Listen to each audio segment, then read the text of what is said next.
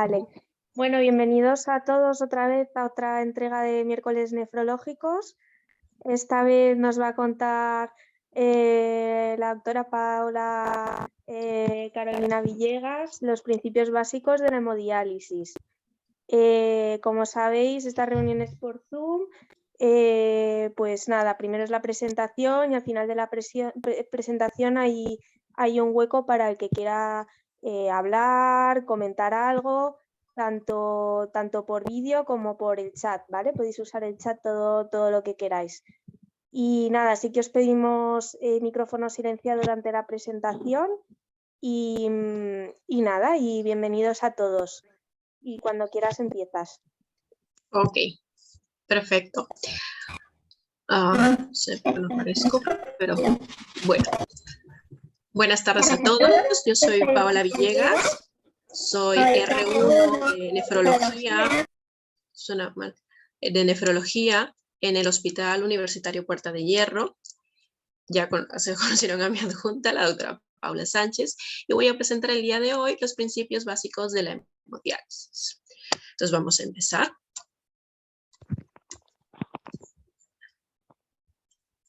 Muy bien. La hemodiálisis. Lo primero que necesitamos es un paciente que necesite entrar en diálisis, ya sea un paciente que tiene una enfermedad renal crónica avanzada y que le hemos estado haciendo seguimiento por un tiempo y ya tiene criterios para poder iniciar la terapia. ¿Cómo va a ser esta terapia? Va a ser una terapia crónica, donde se le va a programar aproximadamente 3 sesiones o 4 sesiones a la semana de 4 horas en general. Y tenemos otro tipo de paciente, un paciente que tal vez no tiene una enfermedad crónica, renal crónica tan avanzada, pero que se ha descompensado por algún motivo y necesita una diálisis aguda, o un paciente que no tiene ninguna patología renal y necesita una diálisis aguda por algún otro motivo.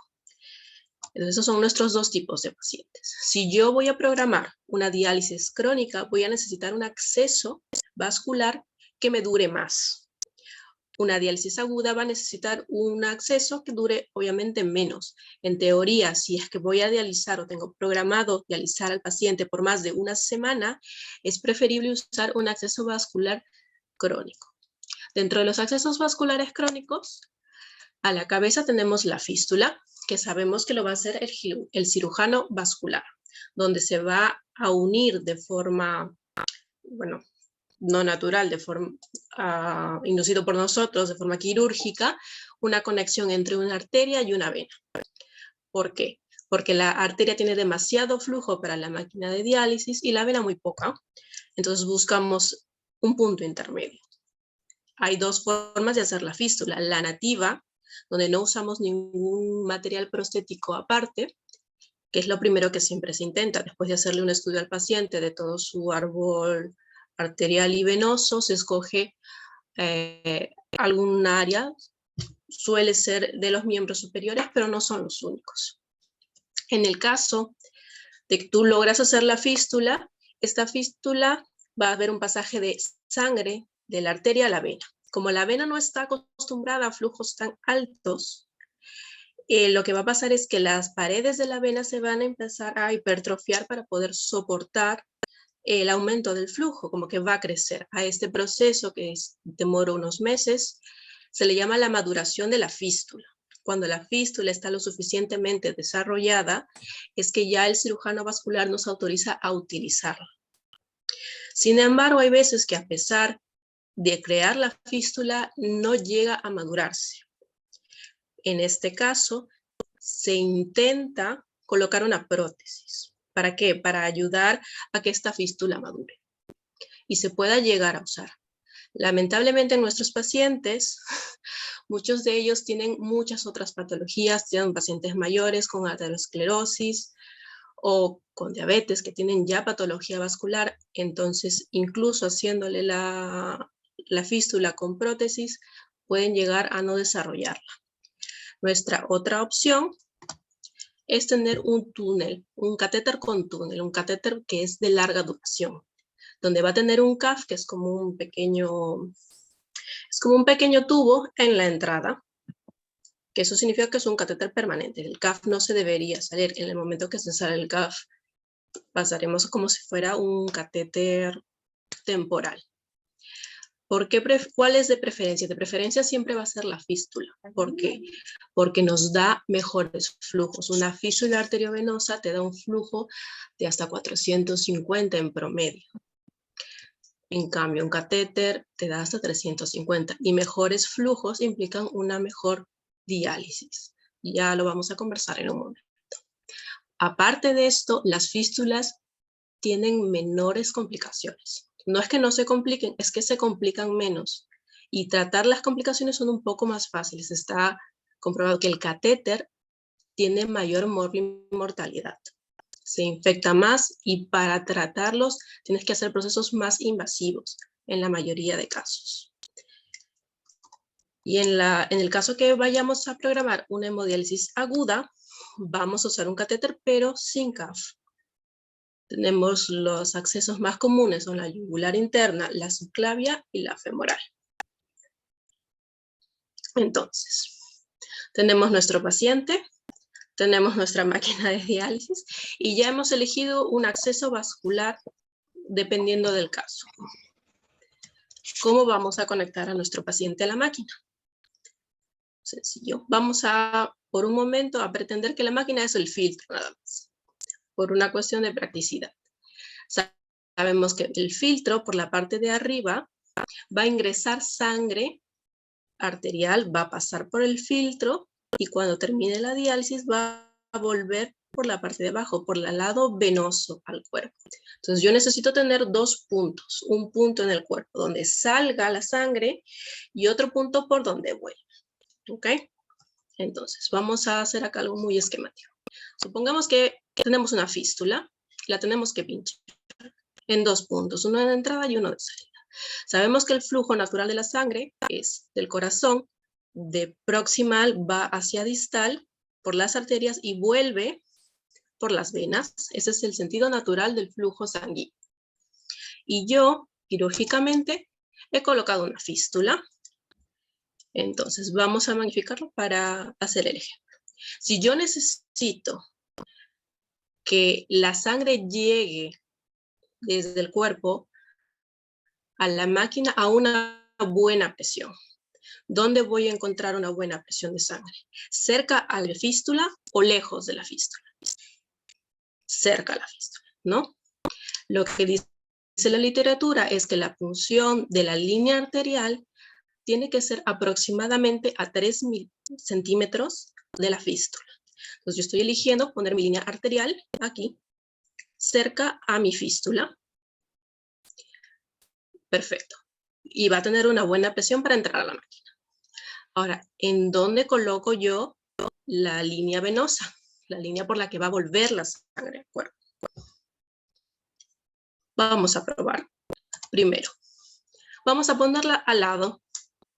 ¿Qué les parece? Vuelve la sangre y ¿en qué dirección va a ir? Va a ir en la dirección del flujo, el flujo natural. Va a irse en el mismo sentido, regresando al corazón. Pero como está cerca, en distancia, a mi línea arterial, por donde está saliendo, hay una parte de esta sangre que ya está limpia, que está recién dializada, que va a terminar volviendo a entrar a mi máquina de diálisis. Entonces, eso a mí no me gusta, porque yo quiero limpiar sangre sucia, sangre que no ha tenido diálisis. Vamos a probar otro sitio. Sabemos que cerca no me conviene, entonces lo vamos a alejar. Ahora vamos a poner nuestro acceso venoso, nuestra línea venosa, más distal. ¿Qué va a pasar? Pues que va a seguir el mismo flujo de la vena. Pero, otra vez, al estar posterior, distal a la línea arterial, otra vez va a haber más cantidad de sangre que también se vaya otra vez a circular por la línea arterial. Entonces, más distal tampoco me gusta. Vamos a probar separándola, pero ahora proximal. ¿Qué va a pasar? Va a seguir retornando por el mismo flujo en sentido de regreso al corazón y va a haber un poco de sangre que igual podría volver por la línea arterial.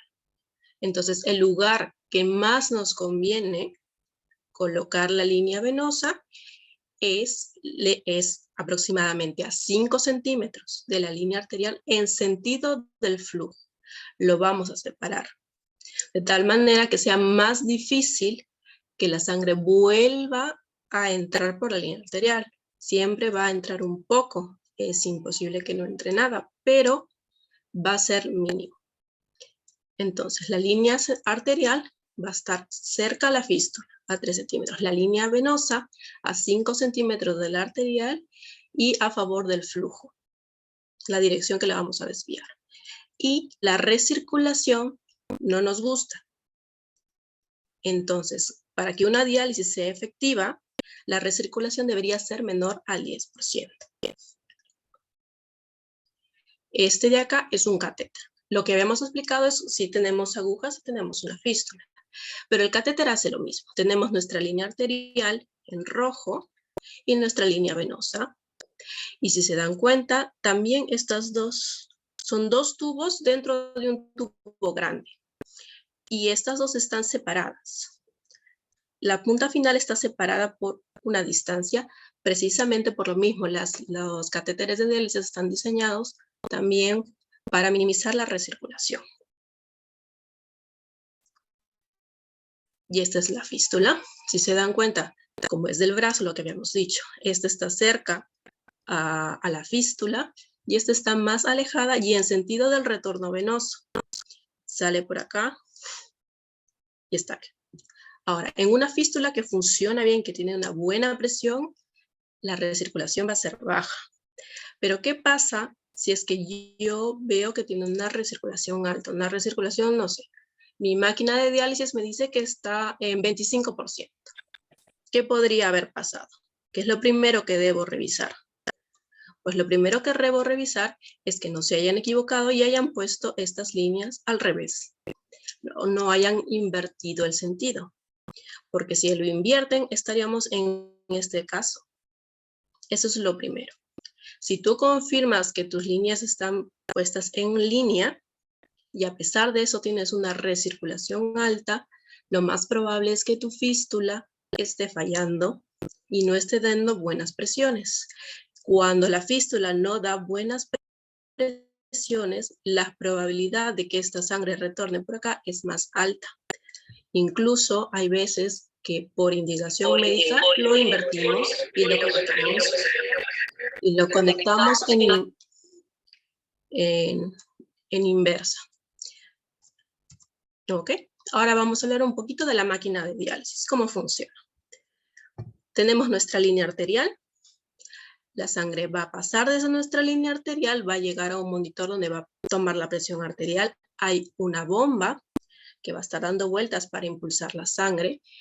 Es importante la línea, aunque algunas veces no la colocamos por indicación médica, para que no se coagule el sistema.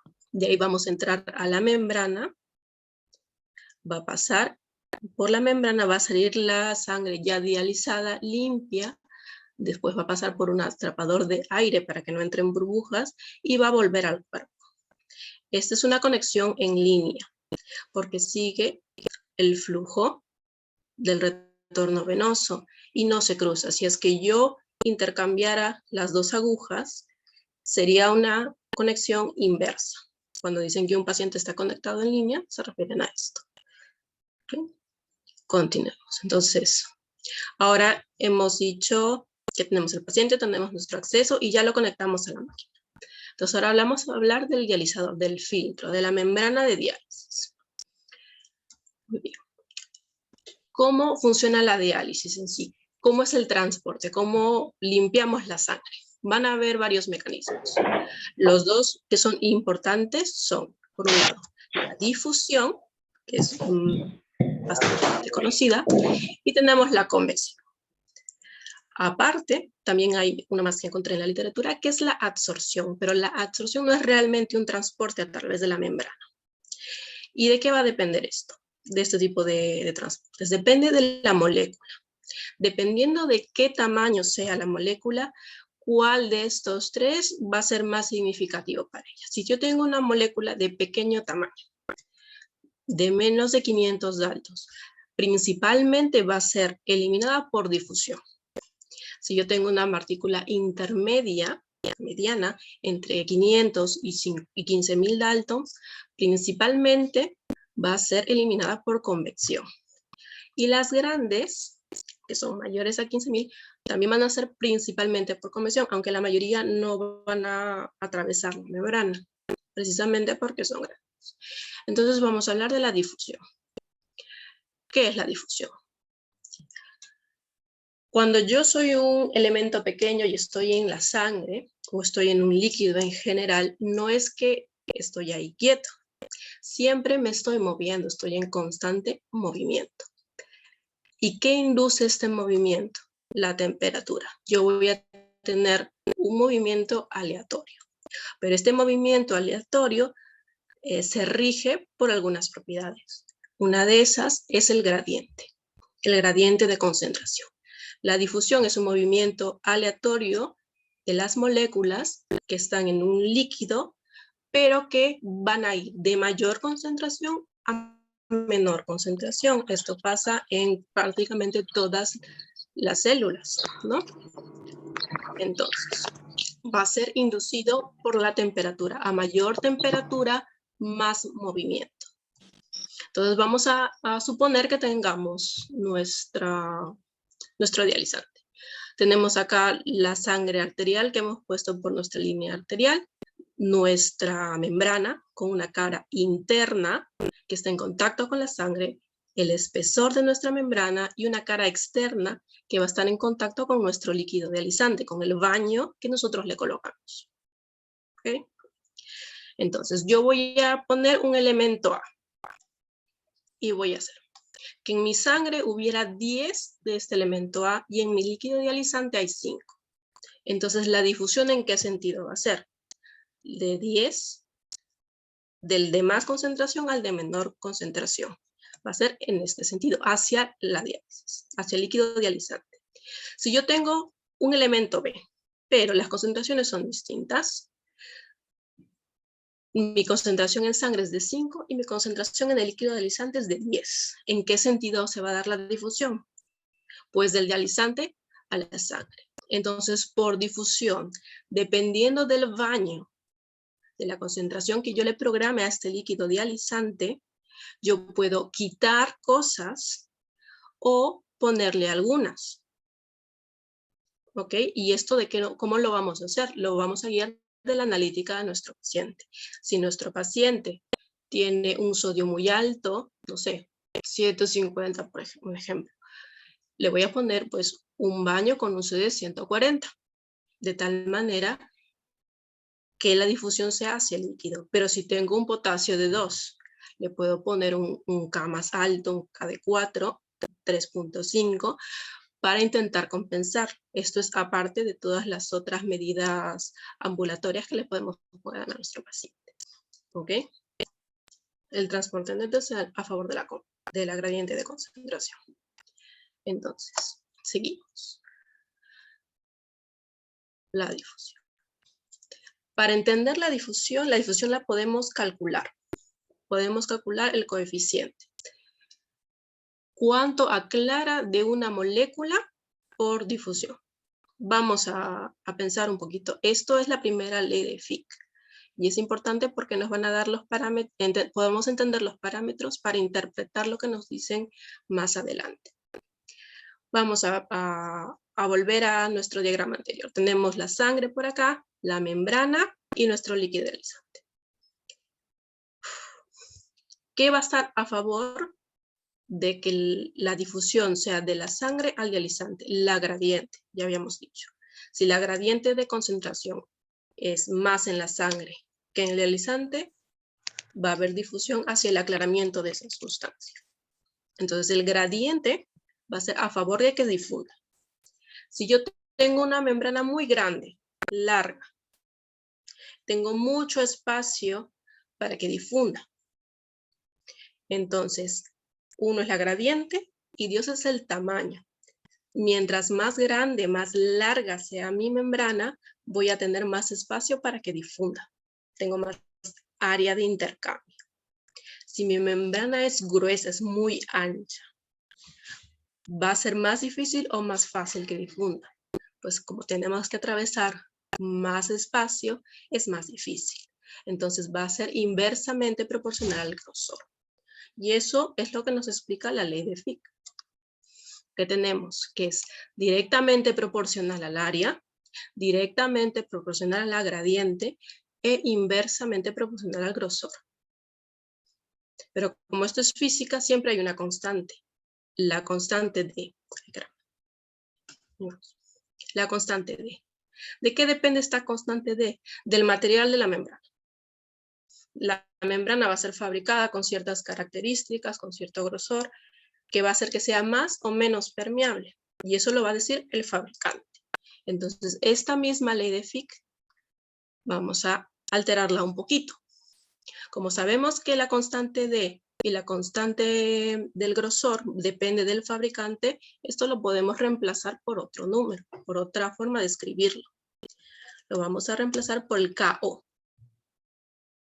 Y si nosotros esta fórmula sacamos el KO, nos va a quedar así. ¿Qué significa? J difusión es el aclaramiento de la molécula que se va a medir en moles. ¿Cuántas moles por unidad de área vamos a eliminar dependiendo del gradiente? Eso es lo que significa el KO. En buen cristiano, ¿cómo le solemos decir? Le solemos decir que es el coeficiente de transferencia de masa, es decir, cuántas gramos o cuántas moles de este elemento, de esta molécula, termina siendo dializada por centímetro cuadrado, porque lo hemos dividido por área. Entonces, de esta membrana que me da mi fabricante, me dice que tiene un KOA, no sé, pues de 500, por decirlo así. ¿Cuál es la molécula que utilizamos para medir la difusión en la diálisis? La urea. ¿Ok? Porque es pequeña, es difundible y es prácticamente exclusiva del riñón. No lo vamos a eliminar por algún otro método que nos pueda alterar la interpretación de la diálisis. Entonces, yo voy a medir cuánto. El KO me va a decir cuánta, por cada centímetro de esa membrana de diálisis, cuántas moles o cuántos gramos se transfieren por segundo. Y esto cuando lo multiplico por el tamaño completo, me va a dar en teoría, porque estos son cálculos que te hace el fabricante in vitro, cuánto es el máximo que dializaría mi paciente o que eliminaría de urea mi paciente, que es la molécula ideal para calcular la difusión. No sé si me han entendido, pero espero que sí. Entonces, volvemos a la misma fórmula, cuando ya le habíamos reemplazado el KO. Eso lo podemos también alterar de esta forma, pasando a dividir el área al flujo de los moles. Y podemos también volverle a escribir así, como la gradiente de concentración entre la inversa del KO. ¿Qué cosa es la inversa del KO? La inversa del KO es la resistencia. Entonces, el flujo por unidad de área, por cada centímetro, es igual a la diferencia de gradiente, la fuerza de la diferencia entre la resistencia. ¿Ok? Entonces, esto es lo mismo que acabamos de decir. La resistencia total. ¿De qué depende la resistencia total? Nosotros tenemos un elemento en la sangre que queremos que termine en el dializante. Este elemento primero se va a enfrentar a la membrana interna. Tiene que atravesarla. Entonces, esta es la primera resistencia, pasar de la sangre a la membrana. De ahí tenemos una segunda resistencia, la de cruzar esta membrana. Y una tercera resistencia, que es cruzar la membrana externa del dializante y terminar en el líquido.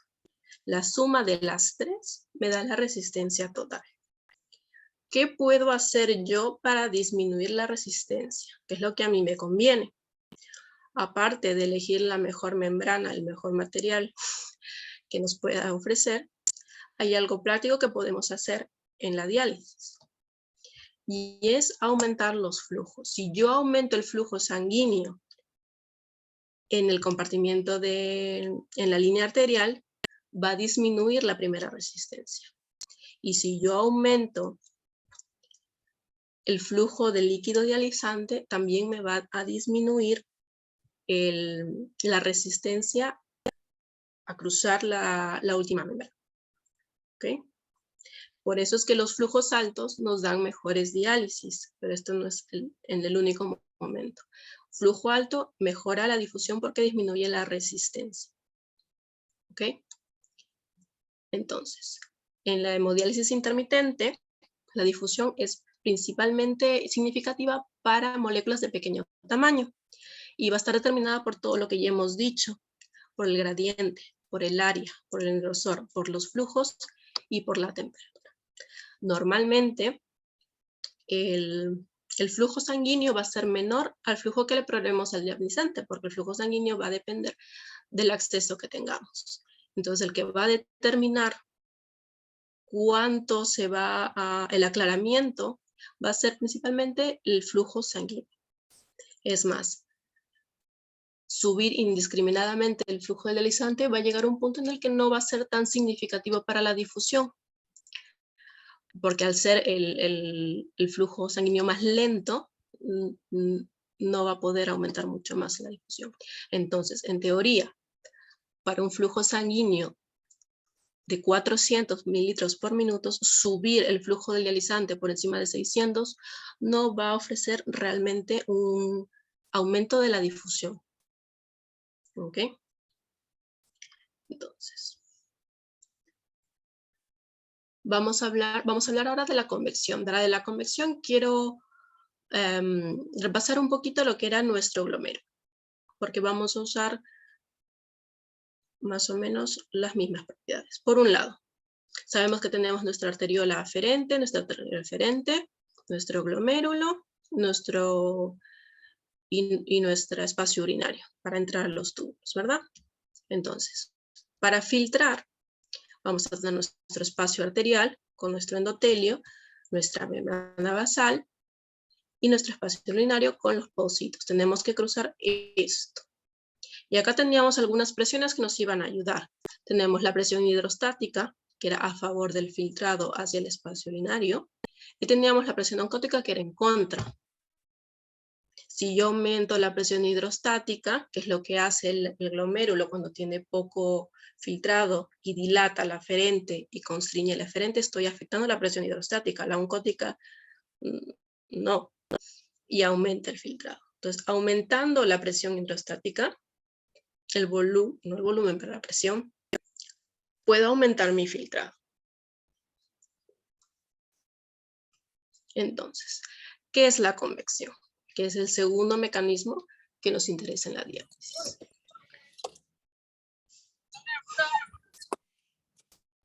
Muy bien. Vamos a imaginarnos que estamos en la playa. Y en la playa, nosotros somos surfistas. ¿Y dónde uno surfea? No surfea en la orilla, uno se va al fondo, se va a 20, 25 metros adentro. Entonces estamos acá, corremos una ola y damos otra vuelta y volvemos a correr una ola que nos arrastra hasta acá y volvemos a meternos y estamos acá. Nosotros somos pues un pequeño elemento, una molécula pequeña a comparación del mar. Sin embargo, como estamos en algún lugar de Sudamérica, en el Pacífico, resulta que en el fondo marino hay una placa tectónica que empieza a convulsionar. Y nosotros que estábamos acá en el mar con las montañas, con otros surfistas, de un momento a otro nos damos cuenta que estamos en agua, pero en mitad de la ciudad. Entonces, como yo que estaba en el mar, ahora estoy en el mar, pero dentro de la ciudad. Es que ¿qué pasó? Que la fuerza del agua fue tan grande que se movió el agua, pero como yo estaba en el agua, me arrastró a mí y a todos los que estábamos en él hacia el otro lado. Y en eso se convierte la convección. La convección es un movimiento de agua y el agua es tan fuerte que va a mover no solo lo que está diluido en ello, sino que va a mover cosas que no esperaríamos que pasen. Si yo tengo una membrana, si yo soy pequeño, pues la voy a pasar fácilmente. Pero si yo soy grande, teóricamente no debería pasarla, a pesar de que se mueve el agua. Pero el agua puede ser tan fuerte que igual puede empujar. Entonces, ¿la convección va a ser significativa para una partícula pequeña? No tanto, porque la partícula pequeña probablemente pueda difundir. Pero para una partícula más grande, una partícula mediana, que sí necesita un empujón, pues sí, la convección va a ser más importante para partículas más grandes, de mediano peso molecular, incluso algunas grandes, dependiendo de cómo sea la membrana que se ha elegido para la diálisis. Entonces, la convección es que el agua, los fluidos arrastran. ¿Y va a depender de qué? De la presión transmembrana. La presión hidrostática de un lado contra la del líquido dializante. Esta tiene su propia regla, su propia fórmula. Normalmente cuando nosotros queremos calcular el flujo, hay una regla, hay una fórmula de Poiseuille, o como se pronuncia. Pero esta regla se va a cumplir para líquidos newtonianos, líquidos que son uniformes. Como la sangre no va a obedecer esta regla, entonces tenemos que hacer un cambio. Y hay una alteración de esta fórmula y es la fórmula de Hagen-Poiseuille, que es esta de acá. Pero es lo mismo, lo podemos pensar. Si yo tengo un flujo alto, yo espero tener más fuerza o menos fuerza del agua. Pues espero tener que tenga más fuerza. Entonces mi convección se va a ver aumentada o favorecida por un buen flujo. Si un dializador largo de la convección va a estar a favor. Siempre que tú pongas, eso es ya teoría de física. Mientras más largo sea el contenedor, más fuerza tiene, más flujo va a dar. Es como un río grande y un río. Por lo mismo, si el radio es grande, menos flujo. Si el radio es pequeño, más flujo. Y eso es lo que dice la regla. Pero acá entra a jugar la viscosidad, porque la sangre es un elemento viscoelástico. La viscosidad de la sangre va a depender del hematocrito. Entonces la convección sí va a tener relación con el hematocrito, que es lo que no lo habíamos visto en la difusión.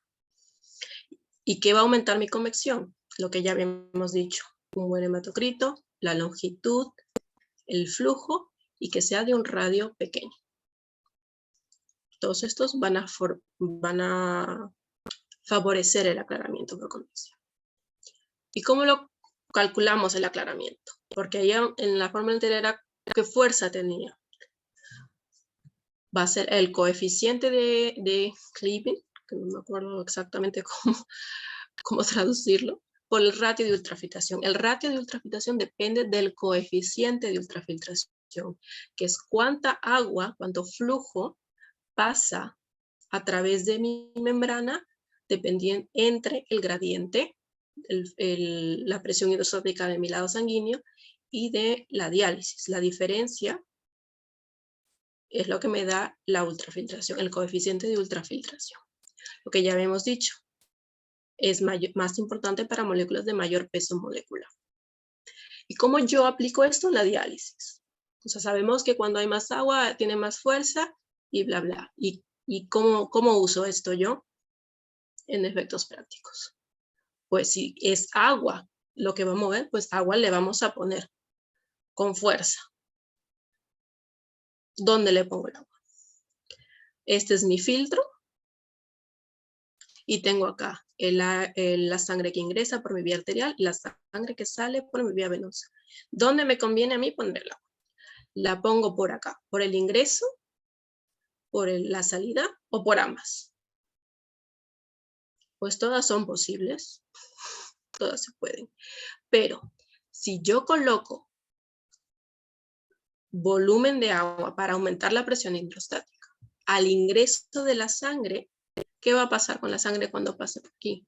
Va a estar diluida. Y si está diluida, mi concentración va a bajar y voy a tener una difusión menor, porque estoy afectando el gradiente de concentración. Si yo coloco el agua posteriormente, postdiálisis, no va a pasar, o va a pasar, pero va a pasar menos, porque va a tener que dar la vuelta a todo el cuerpo humano hasta volver. Y ahí se va a ir concentrando. Entonces, la más efectiva va a ser colocando la reposición de volumen posterior a la diálisis, posterior al filtro. Pero se pueden poner ambas dependiendo del caso. Entonces, esta es la hemodiálisis clásica, antes de que se usara la convección, donde tenías tu filtro, entraba la sangre por acá y salía por acá, y tienes el líquido de diálisis que entra por abajo y sale por arriba. Eso es importante. ¿Por qué? Porque si el líquido de diálisis y la sangre navegaran en el mismo sentido, pues cuando recién inicien, van a tener concentraciones distintas, ¿no? Y van a empezar a hacer el filtrado, pero cuando lleguen a la parte final, van a estar más o menos iguales. No sé si me están entendiendo, pero no tengo tiempo. Entonces, cuando llegues al final del filtro, van a estar prácticamente igualados. Entonces, para maximizar el tiempo en que estos dos líquidos mantengan esa gradiente, se lo hace a la inversa. Se pone el líquido de diálisis en sentido inverso al flujo de la sangre dentro del filtro. ¿Ok? Entonces, en la diálisis que venía que salía la misma líquido de diálisis que le habías puesto y debería salir un ultrafiltrado que es igual a cuánto había ganado de peso entre sus sesiones mi paciente. De ahí tenemos la hemofiltración, que es lo que acabamos de decir de la convección, donde le poníamos un líquido de reposición para aumentar la presión de agua posterior. Si nosotros le estamos poniendo 20 litros, tienen que salir 20 litros.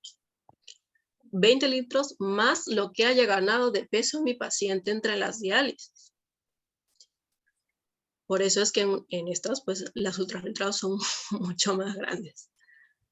Pero hacer hemodiálisis y hemofiltración como que separados no tendría mucho sentido porque tú necesitas un poco de ambos.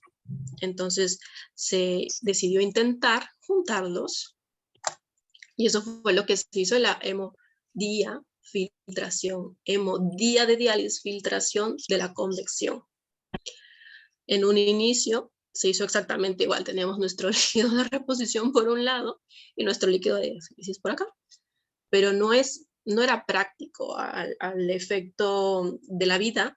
En teoría suena bien, para eso no era fácil de manejarlo. Entonces no terminó de cuadrar mucho. Y de ahí pasamos a lo que hacemos ahora y que es lo que ha resultado ser más práctico, que es la hemodiafiltración online. Con decir online, ¿qué quiere decir? Quiere decir en vivo, en directo. Antes, si es que hay una online es porque hubo una offline. ¿En qué consistió? Como podrán ver acá en la convencional tenemos un líquido de diálisis y un líquido de reposición. Son dos cosas diferentes. Pero alguna persona dijo, ¿sabes qué? ¿Por qué no usamos el mismo líquido de diálisis? Y ese también lo usamos como líquido de reposición. Perfecto. Entonces, ¿qué empezaron a hacer? Los baños de diálisis tenían que tener un agua ultra pura, especial. Y lo guardaban en contenedores, estériles obviamente. Y tenían que hacer los baños. Lo preparaban offline porque lo preparaban antes de conectar al paciente. Pero al final resultó que esto tampoco era práctico, era prácticamente lo mismo. Y encima cada paciente tiene su propio baño. Entonces ya se imaginan estar preparando y guardando cajas de cajas con el nombre y apellido de cada paciente. Entonces tampoco terminó de convencer. Y de ahí a alguien se le ocurrió algo más. ¿Qué pasa si hacemos que la máquina haga la preparación? Nosotros le ponemos por un lado agua ultra pura y por otro lado le damos el potasio, los elementos que necesita y lo programamos en la máquina y la máquina lo hace. Lo hace cuando el paciente está conectado, está online. Y esa es la real revolución de todo esto.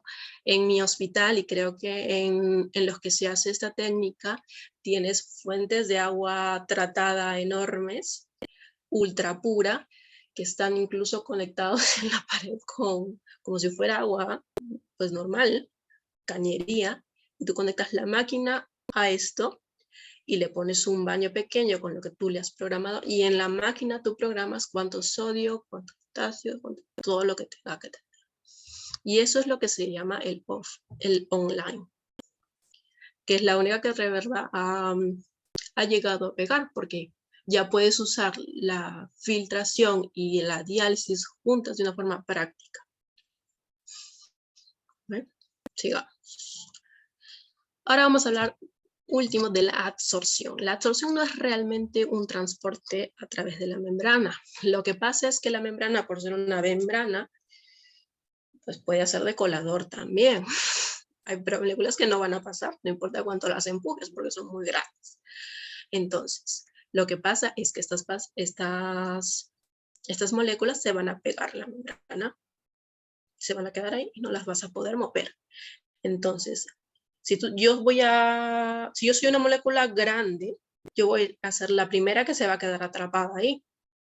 Entonces, en la primera fase, las proteínas de alto peso molecular se van a quedar atrapadas. Se va a formar como un pequeño biofilm en la membrana.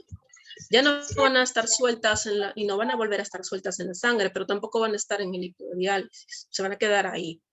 Y después ya viene la segunda fase, que es la más significativa, que son moléculas más pequeñas, proteínas de bajo peso molecular, que se van a ir también por el mismo sistema a través del filtro, se van a ir depositando y quedándose ahí como que atrapadas. Esa es la menos importante, pero existe y hay membranas que están hechas para captar cierto tipo de moléculas. Entonces, el aclaramiento de una sustancia va a ser la combinación de todo, de la difusión, de la convección y de la absorción. ¿Okay? Ahora vamos a hablar ligeramente de lo que es la filtración interna y la filtración reversa. Muy bien. Nosotros cuando ponemos la convección y le ponemos agua, pues nosotros estamos manipulando una convección. Sin embargo, en una hemodiálisis normal con difusión no solo se va a mover no solo se van a mover los solutos, el agua también difunde. El agua también se mueve y también va a arrastrar, no en las mismas cantidades, pero va a arrastrar. En un inicio, cuando tú tengas una presión hidrostática mayor en tu lado de la sangre que en el lado dializante, pues va a fluir en ese sentido, hacia el dializante. Pero mientras vayas avanzando las horas de tu diálisis, tu paciente va a empezar a perder líquido libre. Entonces las concentraciones dentro de tu vascular van a empezar a aumentar. La presión hidrostática va a empezar a bajar porque estás perdiendo líquido y las otras van a aumentar. Y va a llegar un punto en que la presión oncótica va a balancear la presión hidrostática dentro del vascular. Y en ese momento la filtración va a cambiar el sentido porque va a jalar agua de tu lado dializante al vascular. ¿Ok? Esa es la filtración inversa, la filtración reversa. Cuando la fuerza de filtración es superada por la contracorriente, que es la oncótica. Entonces, ¿cuándo va a pasar esto? Va a pasar con una membrana de alto flujo. ¿Ok? Con las otras, no, al menos no lo encontré en la literatura que sucediera. ¿Y por qué nos importa? Porque sin querer, hay un poquito de convección en una hemodiálisis normal. Y nos va a convenir para eliminar moléculas un poco más grandes. En verdad no es algo malo, es un transporte convectivo que nosotros no controlamos. ¿Ok? Y lo importante de todo esto es el líquido dializante. Si el líquido dializante no está bien purificado y vuelve a entrar al torrente de sangre, nos podemos infectar de cualquier cosa que en algún momento de la historia pasaba. Por eso la importancia de los líquidos puros y ultrapuros. Ahora vamos a ver. Hemos hablado sobre las membranas y vamos a ver cómo elijo yo una membrana. Vamos a tener que evaluar dos cosas para saber qué tan buena es esta membrana o qué tanto es lo que yo necesito. Porque no es precisamente que sea bueno o malo. La eficiencia. Eficiencia implica diálisis, implica difusión. Y la molécula que vamos a usar para medir qué tan eficiente es una molécula es la urea. El KOA de urea, que ya sabemos es cuánta molécula de urea se va a eliminar en el tamaño. ¿Ok? Si una membrana tiene un KOA menor de 500, se dice que tiene una eficiencia baja. Y más de 600 tiene una eficiencia alta. Si yo nunca he tenido diálisis, es la primera diálisis de mi vida, tengo una urea de 250. A mí me conviene ponerle una muy eficiente que le vaya a bajar de golpe, no sé, a la urea a 150. Pues no, porque lo puedo descompensar, puede tolerarme mala diálisis. Me conviene poner una de no tan buena, no es que sea mala, no tan buena, por 1 o 2 sesiones y de ahí yo ya le cambio a una que sea más alta. Lo mismo pasa con el flujo. ¿Cómo vamos a calcular o a evaluar el flujo? Tenemos dos opciones. Tenemos el aclaramiento de la beta-2 microglobulina, aunque no es el más usado, y tenemos el coeficiente de ultrafiltración, del que ya habíamos hablado para la convección. Entonces, y con este también lo vamos a clasificar. En bajo, medio, alto, y en súper alto, pues lo que encontré en mi libro, para moléculas más grandes, hasta 65 kilodaltons. ¿Ok? Si yo es mi primera diálisis, ¿cuál me convendría poner? Otra vez, quiero que salga del cuerpo un montón de líquido de golpe en un paciente que nunca se ha hecho diálisis, o quiero ir poquito a poquito hasta que el cuerpo se acostumbre. 1 o 2 sesiones con uno que sea más o menos intermedio. Las primeras diálisis normalmente cogemos membranas que sean no tan potentes para después, cuando ya eres un paciente crónico, podemos coger membranas de alta eficiencia y alta permeabilidad, que en general eso es lo que te dicen la performance de una membrana. Y por último, porque si no, no vamos a acabar nunca, tenemos las técnicas, que lo he hecho de modo súper resumido acá. Tenemos una hemodiálisis. La hemodiálisis puede ser de dos formas. La intermitente, que es la normalmente usamos en nuestros pacientes crónicos, que están estables, que vienen al hospital, que se van del hospital 3 días a la semana o 4, dependiendo del caso. O tenemos la veno-venosa continua.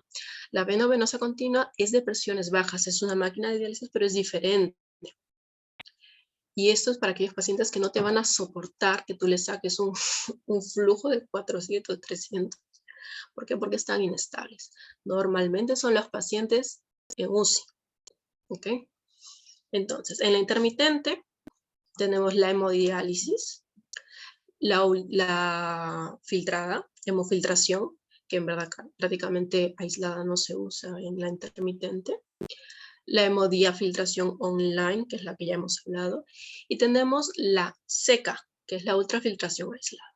¿En qué se diferencia? La diálisis tiene líquido de diálisis, pero no de reposición, porque no estamos haciendo convectiva. ¿Ok?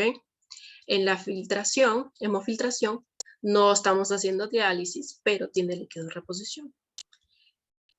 En la hemodiafiltración online tiene ambos. Y en una seca, en una ultrafiltración aislada, no tiene ninguno. ¿Okay? Y esto es igual en la venosa continua. En la hemodiálisis venosa continua, tiene líquido de diálisis, pero no líquido de reposición. Y acá sí es común que se use hemofiltración sin diálisis. ¿Okay?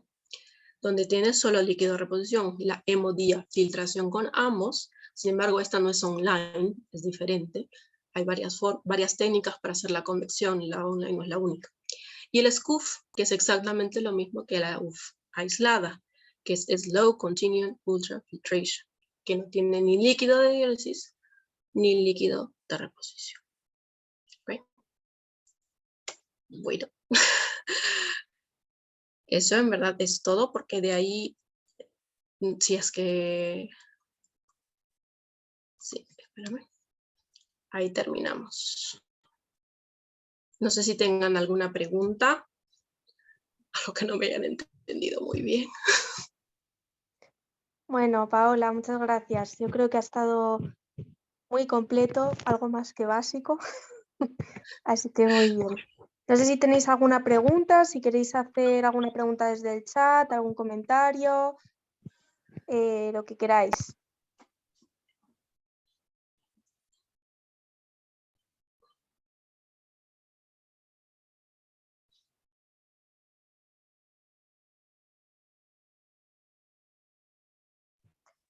Bueno, mientras alguien se anima a hacer alguna pregunta, aprovecho para comentaros que en el Congreso, bueno, ya sabéis que los miércoles nefrológicos, aunque por Zoom bien nos veis gente de muchos sitios, pues bueno, están, es una organización de la SOMANE, de la Sociedad Madrileña de Nefrología.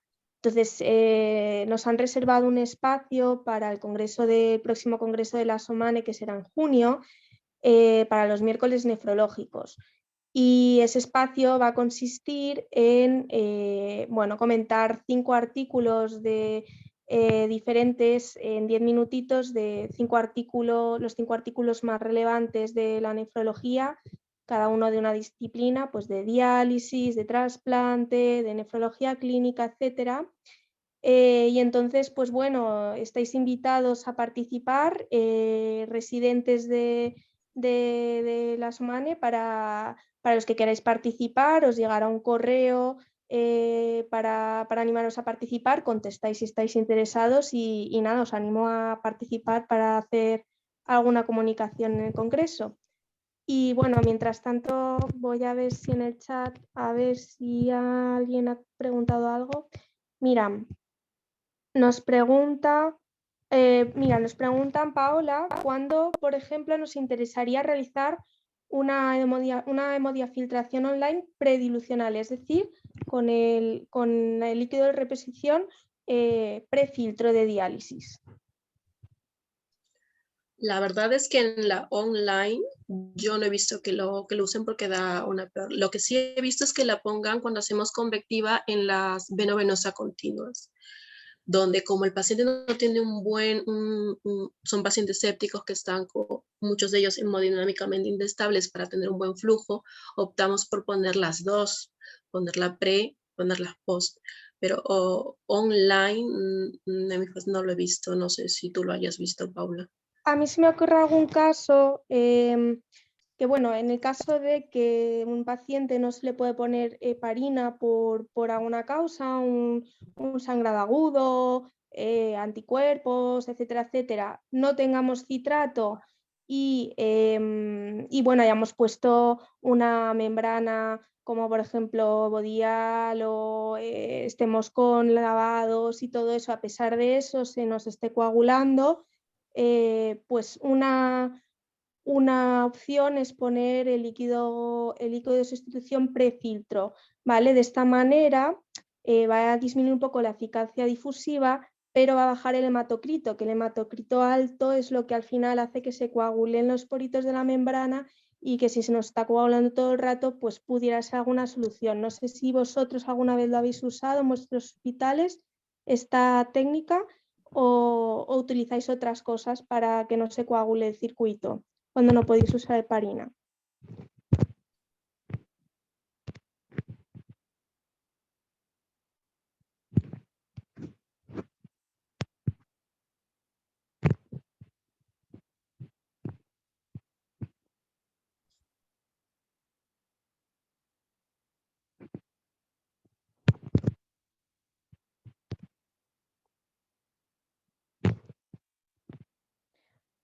bueno, yo creo que ya está, no hay mucha más participación. Así que nada, muchas gracias a todos por conectaros. Muchas gracias, Paola, por tu presentación, que ha estado muy bien. Y nada, y nos vemos la próxima.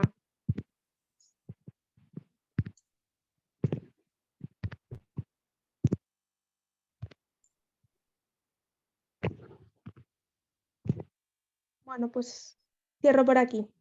Hasta luego. Ok, hasta luego.